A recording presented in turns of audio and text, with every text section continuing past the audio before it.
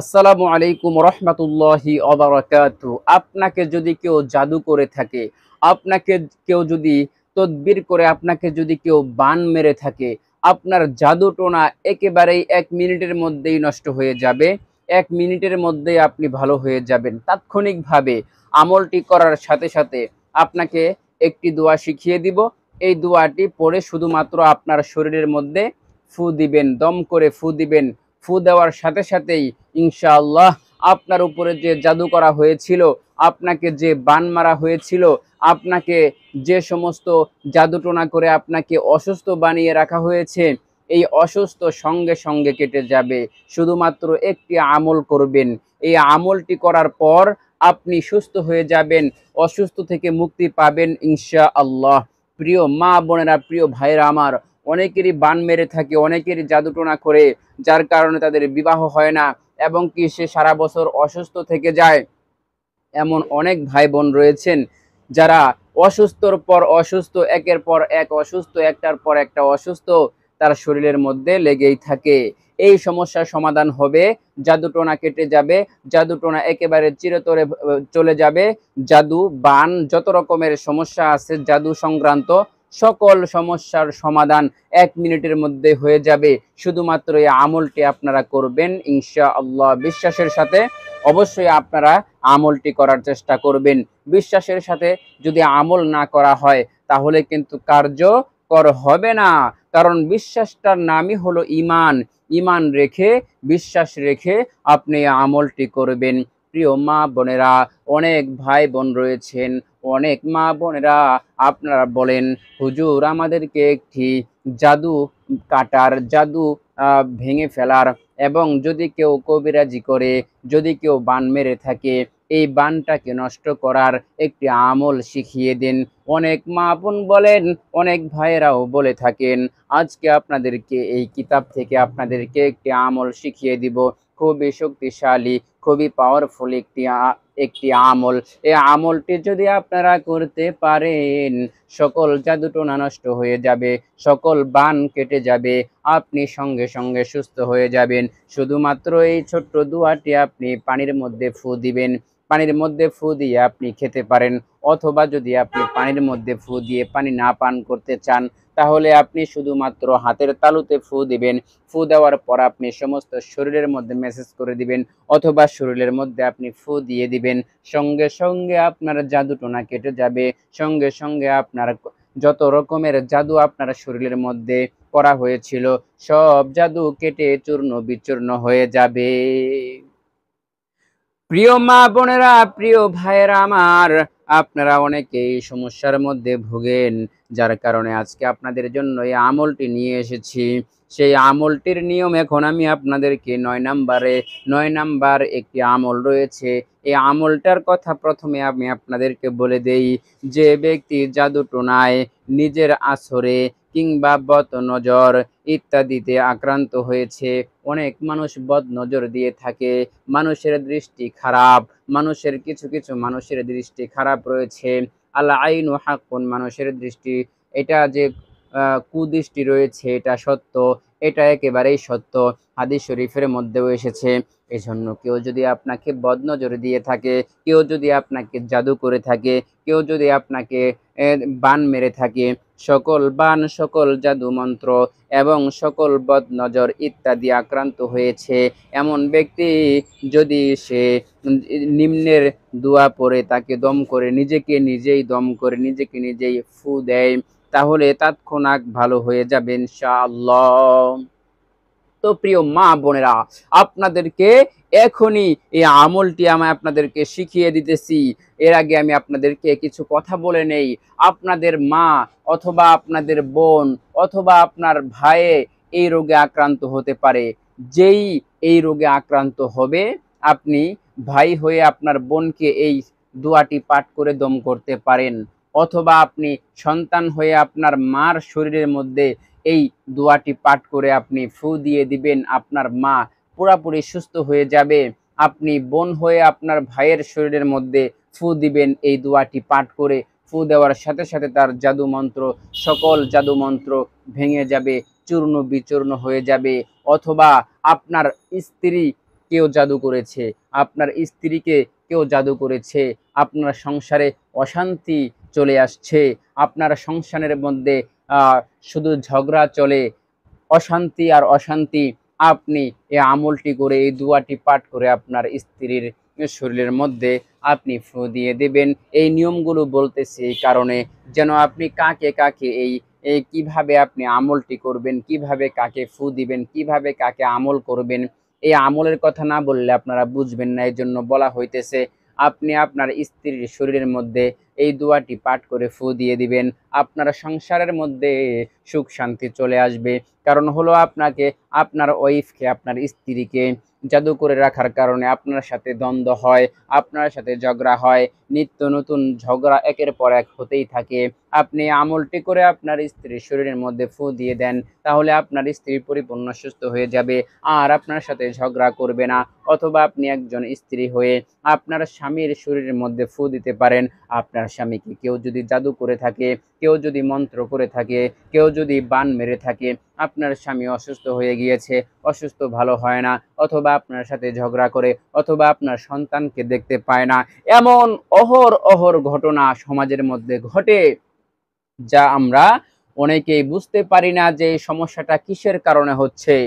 এই সমস্যাগুলোর একমাত্র কারণ হলো কেউ আপনাকে জাদু করে রেখেছে, কেউ আপনাকে তন্ত্র করে রেখেছে, অথবা কেউ আপনাকে বান মেরে রেখেছে, কেউ আপনাকে বদনজর দিয়েছে, যার কারণে আপনার বিভিন্ন রকমের সমস্যা আপনার মধ্যে চলে আসছে। বদনজর এটা অত্যন্ত মারাত্মক একটি খারাপ নজর, যার কারণে আপনি অসুস্থ হয়ে যেতে পারেন, যার কারণে আপনি রোগাক্রান্ত হয়ে যেতে পারেন, অথবা আপনার বিভিন্ন রকমের সমস্যা দেখা দিতে পারে। এজন্য আপনারা এই আমলটি করে, এই দোয়াটি পাঠ করে আপনারা আপনাদের রুগীকে ফু দিয়ে দিবেন, রুগী নিজেও ফু দিতে পারেন। এখন আমি দোয়াটি পাঠ করে ভিডিওর স্ক্রিনে লিখে দিতেছি, আপনারা ভিডিওর স্ক্রিন থেকে দেখে দেখে সুন্দর করে মুখস্থ করে নেবেন, অথবা আপনারা দেখে দেখে পড়ে নিজের শরীরে দম করে রাখবেন, দম করে ফু দিবেন, সুন্দর করে ফু দিয়ে দিবেন পুরা শরীরের মধ্যে। পুরা শরীরের মধ্যে আপনি প্রথমে হাতের তালুতে ফু দিবেন, ফু দেওয়ার পর সমস্ত শরীরের মধ্যে এভাবে মেসেজ করে দিবেন, হয়ে যাবে। তো চলুন এখন আমি আপনাদেরকে সেই কাঙ্ক্ষিত দোয়াটি আমি এখনই বলে দিচ্ছি। দোয়াটি হলো বিসমিল্লাহি আরকিকা মিন কুল্লি শাইইন ইউযিকা ওয়া মিন শাররি কুল্লি নাফসিন আও আইনিন হাসিদিন লাহু ইয়াশফিকা বিসমিল্লাহি আরকিকা। ছোট দোয়া, আবারও বলে দেই, বিসমিল্লাহি আরকিকা মিন কুল্লি শাইইন ইউযিকা ওয়া মিন শাররি কুল্লি নাফসিন আও আইনিন হাসিদিন লাহু ইয়াশফিকা বিসমিল্লাহি আরকিকা। এই ছোট্ট দোয়াটি আপনারা সুন্দর করে ভিডিওর স্ক্রিন থেকে দেখবেন। ভিডিওর স্ক্রিনটা আপনারা স্ক্রিনশট দিয়ে আপনাদের গ্যালারিতে নিয়ে রাখতে পারেন। যখনই আপনার মনে হবে তখনই আপনি এই দোয়াটি পাঠ করে আপনার শরীরের মধ্যে ফু দিয়ে দিবেন। ইনশাআল্লাহ আপনার বদনজর কেটে যাবে, আপনার জাদু মন্ত্র সব কেটে যাবে ইনশাআল্লাহ তাআলা। তো এই দোয়াটি পাঠ করার পূর্বে প্রথমে আপনি দরুদ ইব্রাহিম পাঠ করে নেবেন, অথবা ছোট দরুদ পাঠ করতে পারেন।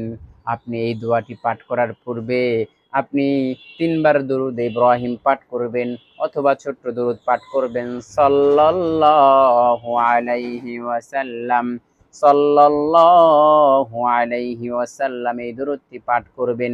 এই দরুদটি পাঠ করার পরে যখন আপনি দোয়াটি পাঠ করবেন, সঙ্গে সঙ্গে আপনার শরীরের মধ্যে ফু দিয়ে দিবেন। পাঠ করার পর যখন আপনি শরীরের মধ্যে ফু দিয়ে দিবেন, তখন আপনার শরীরের মধ্যে যত রকমের বদনজর ছিল, যত রকমের আপনার জাদু করে থাকে, যত রকমের আপনাকে বান মেরেছিল, যত রকমের আপনার উপরে কোনো খারাপ জিন আচর করেছিল, সকল বান তন্ত্র মন্ত্র সব কেটে যাবে, ভেঙে যাবে, চূর্ণ বিচূর্ণ হয়ে যাবে, আপনি পূর্ণ সুস্থ হয়ে যাবেন। প্রিয় নবী মুহাম্মদুর রাসূলুল্লাহ সাল্লাল্লাহু আলাইহি ওয়াসাল্লামের একটি ঘটনা বলি। আমাদের প্রিয় নবী মুহাম্মদুর রাসূলুল্লাহ সাল্লাল্লাহু আলাইহি ওয়াসাল্লাম, যাকে সৃষ্টি না করলে তামাম দুনিয়ার কোনো কিছুই সৃষ্টি করা হতো না, ওই মহান প্রিয় নবী মুহাম্মদুর রাসূলুল্লাহ সাল্লাল্লাহু আলাইহি ওয়াসাল্লামকে জাদু করা হয়েছিল। আল্লাহ তাআলার প্রিয় হাবিব তাকেও জাদু করা হয়েছিল। তাহলে আপনি আর আমি কে? আপনি আর আমি তো সাধারণ মানুষ। আমাদের প্রিয় নবী সাধারণ কোনো মানুষ ছিলেন না। তিনি নবী রাসূল ছিলেন। নবী রাসূলের মুজিজা বহুত, উনাদের মর্যাদা বহুত। এজন্য উনাদেরকেও যদি জাদু করে মানুষ ক্ষতি করতে পারে, তাহলে আপনি আমাকেও ক্ষতি করতে পারবে, কোনো সন্দেহ নাই। প্রিয় নবীজিকে কিভাবে জাদু থেকে বাঁচিয়েছিলেন আপনাদেরকে ঘটনাটি বলি। প্রিয় নবী মুহাম্মদ রাসূলুল্লাহ সাল্লাল্লাহু আলাইহি ওয়াসাল্লামকে একজন জাদু করেছিল। জাদু করার পর প্রিয় নবী অসুস্থ হয়ে পড়লেন। সে সবকিছুই ভুলে যায়। দুপুরে কি খায় সকালে ভুলে যায়, সকালে কি খায় দুপুরে ভুলে যায়, কখন কি কাজ করে না করে সবকিছুই ভুলে যায়। অসুস্থ হয়ে বিছানায় পড়েছিল। হঠাৎ করে আল্লাহ পাক রব্বুল আলামিন দুইজন ফেরেশতা পাঠান। পাঠানোর পর একজন পায়ের নিচে আরেকজন মাথার কাছে বসে একজন আরেকজনকে প্রশ্ন করে তাকে কি করা হয়েছে, সে অসুস্থ হয়েছে কেন? আরেকজন ফেরেশতা বলে, রসূলকে জাদু করা হয়েছে, প্রিয় নবীজিকে জাদু করা হয়েছে। তখন আরেকজন বলে, কেমনে জাদু করা হলো, কে করলো? এভাবে প্রত্যেকটা প্রশ্নের উত্তর একে অপরকে দেওয়া হচ্ছে। এভাবে দেওয়ার পর এভাবে বলা হচ্ছে যে একটি কূপের মধ্যে, চুলের মধ্যে, তাগির মধ্যে কিছু পেঁচিয়ে তাকে ৭টি গিট্টু দেওয়া হয়েছে। এভাবে গিট্টু দিয়ে তাকে বান মারা হয়েছে। যার কারণে এভাবে অসুস্থ হয়ে পড়ে আছেন। তো এটার থেকে উদ্ধার হওয়ার কি উপায় আছে? একে অপরকে জিজ্ঞাসা করে প্রিয় নবী সাল্লাল্লাহু আলাইহি ওয়াসাল্লাম স্বপ্নের মধ্যে যখন এই বিষয়টা দেখলেন, প্রিয় নবীজির স্বপ্নগুলো হয় সত্য। তো এভাবে যখন দেখলেন প্রিয় নবীজি, এভাবে ওইখান থেকে ওই পাথরগুলো ফেরেশতাদের মাধ্যমে ওই পাথরগুলো ওই কূপের মধ্যে থেকে পাথরের নিচে ওই ওই কবিরাজির জিনিসগুলো উঠিয়ে সূরা আ সূরা আ সূরা ইখলাস, সূরা ইখলাস নয়, সূরা ফালাক আর সূরা নাস, এই ২ টি সূরা। তো সূরা ফালাক আর সূরা নাস এই ২ টি সূরার মধ্যে যে কয়টা আয়াত রয়েছে, এই কয়টা আয়াত একটি করে আয়াত পাঠ করেন। আর ওর ভিতরে যে গিট্টুগুলো দেওয়া ছিল ওই গিট্টুর মধ্যে ফু দিয়েন। এইভাবে প্রত্যেকটা গিট্টু এইভাবে ছুটিয়ে ফেলেন আর একটি করে আয়াত পড়ে, পড়ে ফু দেন। এভাবে যখন সবগুলো আয়াত পড়া হয়েছে, ওই গিট্টুগুলো খুলে ফেলা হয়েছে। এভাবে যখন পুরাপুরি নিয়মগুলো শেষ করা হয়েছে, তাৎক্ষণিকভাবে প্রিয় নবী সাল্লাল্লাহু আলাইহি ওয়াসাল্লাম সুস্থ হয়ে গেলেন। এভাবে প্রিয় নবীজিকে সুস্থ করা হয়েছিল। তো আমাদেরকেও জাদু করা হয়, আমাদেরকে অনেকে জাদু করতে পারে। এজন্য আমরাও এভাবে সূরা ফালাক আর সূরা নাস এটা দিয়েও আমরা তদবির করতে পারি। এটা দ্বারাও আমরা সুস্থতা অর্জন করতে পারি। আমরা যদি সূরা ফালাক আর সূরা নাস এই ২ টা সূরা পড়ে আমাদের শরীরে দম করি, তাহলে আমাদের কেউ জাদু করতে পারবে না। আমাদের কেউ বদনজর দিতে পারবে না। আর আমি যে দোয়াটি, ছোট্ট দোয়াটি শিখিয়ে দিয়েছি, এই দোয়াটি আপনি পাঠ করবেন। পাঠ করার পরে নিজের শরীরে দম করবেন, আপনিও সুস্থ হয়ে যাবেন। তো প্রিয় মা বোনেরা, প্রিয় ভাইয়েরা আমার, আপনাদেরকে যে বিষয়গুলো বলেছি, আল্লাহ পাক রব্বুল আলামিন সহি শুদ্ধভাবে আমলগুলো করার তৌফিক দান করুন এবং আমাদের প্রত্যেককে জাদু টনা থেকে মুক্ত থাকার, অসুস্থতা থেকে মুক্ত থাকার আল্লাহ পাক রব্বুল আলামিন তৌফিক দান করুন। আমিন। আজকের মতো ভিডিওটি এখানে শেষ করে দিচ্ছি। আপনাদের সকলের সুস্বাস্থ্য কামনা করে আসসালামু আলাইকুম রাহমাতুল্লাহি ওয়া বারাকাতুহু।